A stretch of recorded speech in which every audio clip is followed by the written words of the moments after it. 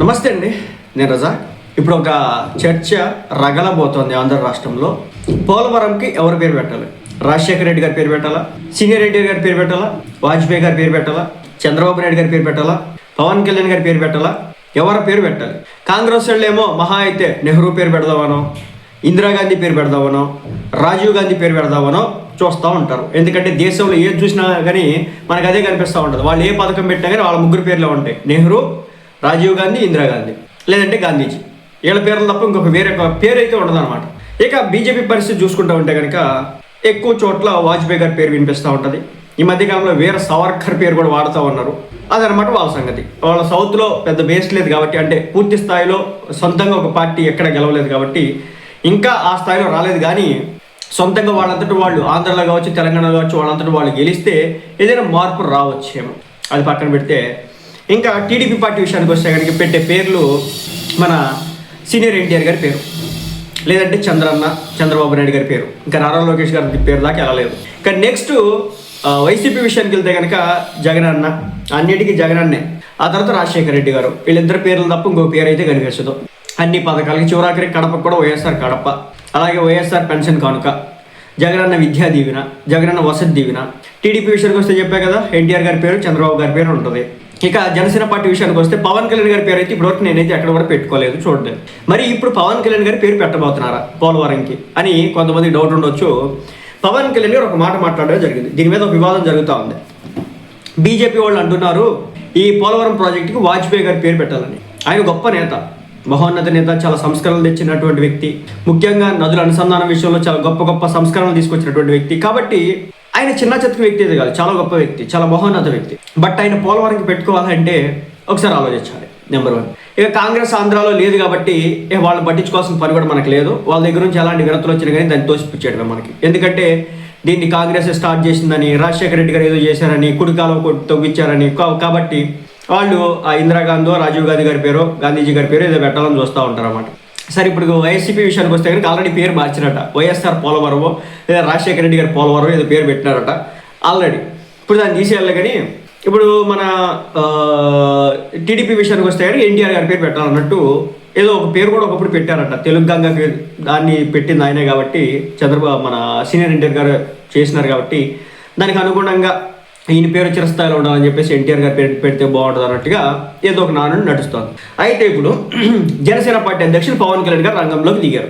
ఎవరు పేరు పెడితే బాగుంటుంది అని చెప్పి. అప్పుడు పవన్ కళ్యాణ్ గారు ఒక మాట చెప్పినారు. వాళ్ళ నాన్నగారి పేరు, వాళ్ళ తాతగారి పేరు, వాళ్ళ అన్నయ్య గారి పేరు, లేదంటే కనుక మరొకరి పేరు చెప్పలేదు. ఆయన చెప్తుంది ఎవరిదంటే పొట్టి శ్రీరాములు గారి, అమరజీవి పొట్టి శ్రీరాములు. అసలు పొట్టి శ్రీరాములు గారి పేరు పెట్టడానికి అర్హత ఉందా అని కూడా అడిగేటటువంటి ప్రబుద్ధులు ఉంటారు. కాబట్టి నేను ఒక విషయం చెప్పాలనుకుంటున్నాను. ఆంధ్ర యొక్క ఖ్యాతిని పెంచినటువంటి వ్యక్తి రామారావు గారు. కాంగ్రెస్ మీద ఆ రోజుల్లో మన మీద ఒకే పార్టీ ఏకఛత్రాధిపత్యం ఇష్టం వచ్చినట్టు చేస్తూ ఉంటే చివరాఖరికి ఎదురు తిరిగి నిలబడినారు మన సీనియర్ ఎన్టీఆర్ గారు. అందుకోసం అని చెప్పేసి ఆయన ఈ రోజు కూడా తెలుగు ఖ్యాతిని పెంచినటువంటి వ్యక్తిగా మనం చెప్పడం అనేది జరిగింది. ఇంకా రాజశేఖర రెడ్డి గారి విషయంలో వస్తే జలయజ్ఞం అని అదనో ఇదనో రకరకాల పేర్లు పెట్టి అప్పట్లో ఏదో చేసే ప్రయత్నం చేస్తున్నారు. కాబట్టి ఆయనకు కూడా ఆంధ్రాలో ఒక మంచి అభిమానుల్లో కావచ్చు, ప్రజల్లో ఒక మంచి క్రేజ్ ఉంది కాబట్టి ఓకే. కానీ ఇక్కడ విషయం ఏంటంటే ఈ పోలవరం అనేది ఆంధ్రుల యొక్క జీవనాడి. ఎలా అంటే ఈ పోలవరం కింద తాగునీటి కింద కావచ్చు, సాగునీటి కింద కావచ్చు, కొన్ని లక్షల ఎకరాల భూమి పంట తడి ఇది అందించింది అనమాట మనకి. ఇక్కడ ఇంకో విషయం కూడా చెప్పాలి. ఈ పోలవరం కుడికాలం ఎడమకాలం ఎలా ఉంటుందంటే పోలవరం దగ్గర నుంచి, గోదావరి జిల్లాల దగ్గర నుంచి, రాజమండ్రి పోలవరం దగ్గర నుంచి డైరెక్ట్గా విశాఖపట్నం వరకు ఎడమ కాలువ, కుడికాలువ, ఆ కుడికాలువ అనుకుంటా. అక్కడ నుంచి ఇటుపక్క వస్తే కృష్ణా జిల్లా వరకు ఎడమ కాలువ అనుకుంటుంది. సో అటుపక్క నుంచి చూస్తే అది కుడికాలువ, ఇది ఎడమ కాలువ, లేదా ఇటు నుంచి చూస్తే అది ఎడమ కాలువ. ఇది మొత్తానికి అయితే ఏదో డిఫరెన్స్ అయితే ఉందండి. సో మొత్తానికి అయితే కుడికాలువ ఎడమ కాలువలు ఏవైతే ఉన్నాయో ఎడమ కాలువే. వైజాగ్ లేదు ఎడమ కాలువ, కృష్ణా జిల్లాకు వచ్చేది మన కృష్ణానదిలో కలిసేది కుడికాలువ.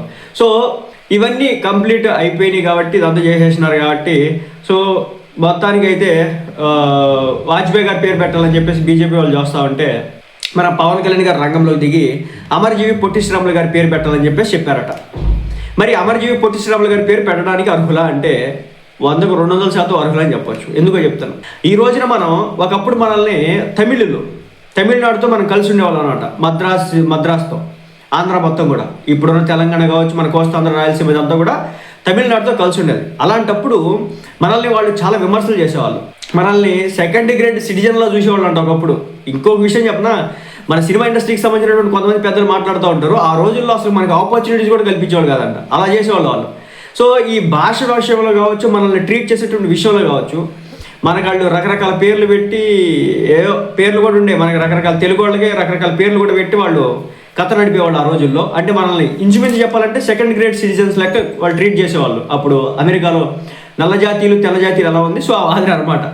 అయితే ఏమైంది, అలాంటి టైంలో పొట్టి శ్రీరాములు గారు బయటకు వచ్చినారు. ఈయన వచ్చేసి ఆర్య వైశ్యులు ఆయన. బేసిక్గా వైశ్యులు నాన్ వెజ్ లాంటివి పట్టుకోరు కదా, ఆయన అసలు పట్టుకోడు అలాంటి వ్యక్తికి నా రాష్ట్రానికి సంబంధించి ఇంత దారుణమైన స్టేజ్లో ట్రీట్ చేస్తూ ఉన్నారు వీళ్ళు.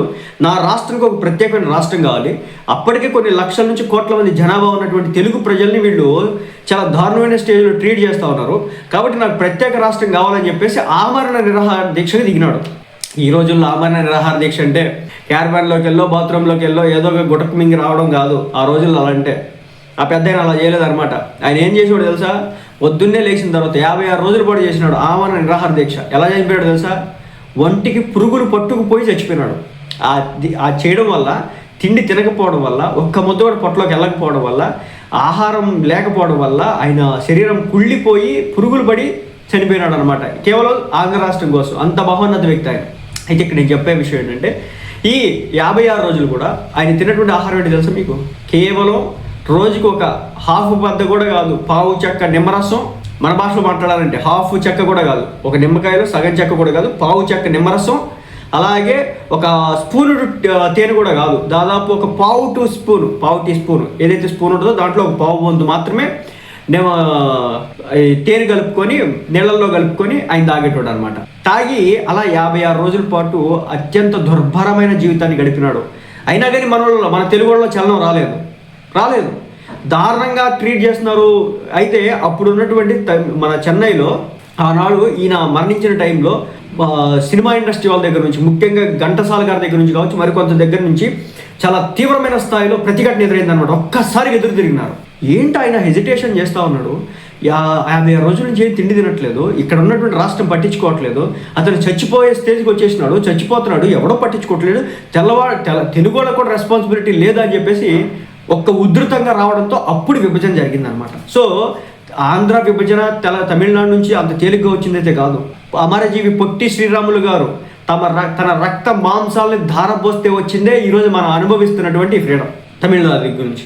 సో కాబట్టి మరి అంత గొప్ప చరిత్ర ఉంది ఆయనకి. అలాంటి వ్యక్తిని మనం ఏ విధంగా చూసుకోవాలి? అందుకే పవన్ కళ్యాణ్ గారు ఏం చెప్పినారంటే, ఎన్టీఆర్ గారు మనకి ఖ్యాతి పెంచుని చూడొచ్చు, లేదంటే కనుక మరొక నేత వాజ్పేయి గారు గొప్ప నేత అయి ఉండొచ్చు, దేశ రాజకీయాల్లోనే కాదు దేశ ప్రజానీకంలో కూడా మంచి తీసుకొచ్చి ఉండొచ్చు. ఆయన నార్త్ ఇండియాకి సౌత్ ఇండియాకి నేను చెప్పట్లేదు కానీ బట్ తీసుకొచ్చి ఉండొచ్చు. కానీ ఇక్కడ మన తెలుగు వాళ్ళ కోసం, మన రాష్ట్రం కోసం తన ప్రాణాన్ని సైతం పణంగా పెట్టి చాలా దారుణమైనటువంటి జీవితాన్ని అనుభవించినటువంటి మరి పొట్టి శ్రీరాములు గారి గుర్తుగా, జ్ఞాపకంగా తరతరాలు గుర్తుపెట్టుకోవాలని చెప్పేసి పవన్ కళ్యాణ్ గారు ఈ ఆలోచన చేయడం అయితే జరిగింది.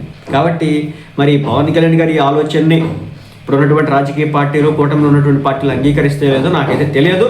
బట్ అమరజీవి పొట్టి శ్రీరాములు గారి పేరు పెడితే నిజం చెప్తున్నా చాలా గర్వకారణం మన రాష్ట్రానికి. ఎందుకంటే అలాంటి మహోన్నత వ్యక్తులు ఈ రోజుల్లో అలాంటి చేసేవాళ్ళు చాలా కష్టం అండి, చాలా కష్టం. కానీ ఆయన ఆ రోజుల్లో చేసి చూపించి తెలుగు వాళ్ళు అంటే బానిసలు కాదురా, ఎదురు తిరుగుతారు, ధైర్యంగా నిలబడతారని చెప్పేసి ఒక్కసారిగా ఆయన చావు కారణంగా, ఒక అలజడి లేవడం కారణంగా కేంద్ర ప్రభుత్వం ఆనాడు ఉన్నటువంటి కాంగ్రెస్ అనుకుంటా భయపడి రాష్ట్రాన్ని మనకి విభజన చేసి మన తెలుగు వాళ్ళకంటూ ఒక సపరేట్ స్టేట్ ఇచ్చినటువంటి పరిస్థితి. అప్పట్లో ఆంధ్ర తెలంగాణ రెండు కలిసి ఉన్నాయి కాబట్టి సో రెండింటిని కల్పించినారనమాట. అప్పుడు తెలంగాణలో మొక్క చేయలేదన్నమాట. ఆ తర్వాత కాలంలో రాజకీయాల కారణాలు అయితే తెలంగాణలో మొక్క చేయడం అయితే జరిగింది. ఇదనమాట ఘనమైన చరిత్ర మన పొట్టి శ్రీరాములు గారిది. సో మరి పవన్ కళ్యాణ్ గారు అందుకే పొట్టి శ్రీరాములు గారి పేరు చెప్పినారు. ఇక్కడ కొంతమంది అడగవచ్చు, సీనియర్ ఎన్టీఆర్ గారి పేరు పెట్టొచ్చు అంటే పెట్టొచ్చేమో, రాజశేఖర రెడ్డి గారి పేరు పెట్టొచ్చు అంటే పెట్టొచ్చేమో, వాజ్పేయి గారి పేరు పెట్టొచ్చు అంటే పెట్టొచ్చేమో. బట్ ఒక రాష్ట్రం కోసం ప్రాణాలు అర్పించినటువంటి వ్యక్తిగా ఈయన చిరస్థాయిగా నిలిచిపోయినాడు. భవిష్యత్తు తరాలు అన్నీ కూడా ఈయన పేరుని తప్పనిసరిగా గుర్తుపెట్టుకోవాలంటే తప్పనిసరిగా ఈయన పేరు మనం పెట్టాలి. ఎందుకంటే గోదావరి జిల్లాల దగ్గర నుంచి మొదలు పెడితే అటు తూర్పుగోదావరి జిల్లా వైజాగ్ వరకు, ఇటు గోదావరి జిల్లా దగ్గర నుంచి మొదలు పెడితే కృష్ణా జిల్లా వరకు ప్రతి చోట కూడా ఉన్నటువంటి భూములన్నింటినీ కూడా తడిపేటటువంటి అత్యద్భుతమైన వ్యవస్థ ఈ కుడి కాలువ ఎడం కాలువ ద్వారా ఉంది. ఇది పోలవరం నుంచి వస్తూ ఉందన్నమాట. అదనమాట. ఇంకా మిగిలిన వాళ్ళ పేర్లు కూడా పెట్టుకోవచ్చు. ఏపీజే అబ్దుల్ కలాం గారి పేరు పెట్టుకోవచ్చు, తర్వాత భగత్ సింగ్ గారి పేరు పెట్టవచ్చు, తర్వాత సుభాష్ చంద్రబోస్ గారి పేరు పెట్టవచ్చు, లాలా లజపత్ రాయ్ పేరు పెట్టవచ్చు, బాల్ గంగాధర్ తిలక్ పేరు పెట్టవచ్చు, ఝాన్సీ లక్ష్మీబాయి పేరు పెట్టవచ్చు. సో ఇలా అనుకుంటే వీళ్ళంతా కూడా గొప్ప వ్యక్తులు అనమాట.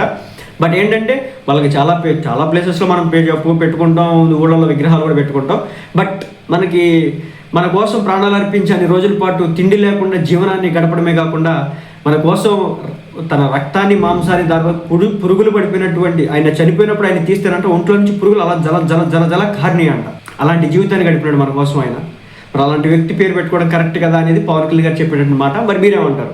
ఈ పోలవరం ప్రాజెక్ట్ రీనేమ్ చేస్తే కనుక ఎన్టీఆర్ గారి పేరు పెట్టాలా, వైఎస్ రాజశేఖర రెడ్డి గారి పేరు పెట్టాలా, వాజ్పేయి గారి పేరు పెట్టాలా, లేదంటే సోనియా గాంధీ, ఇందిరాగాంధీ, రాహుల్ గాంధీని పేరు పెట్టాలా, లేదంటే మన గొప్ప దేశోద్ధారకుడైనటువంటి మన పొట్టి శ్రీరాములు గారి గురించి పేరు పెట్టాలా? మీరే చెప్పండి.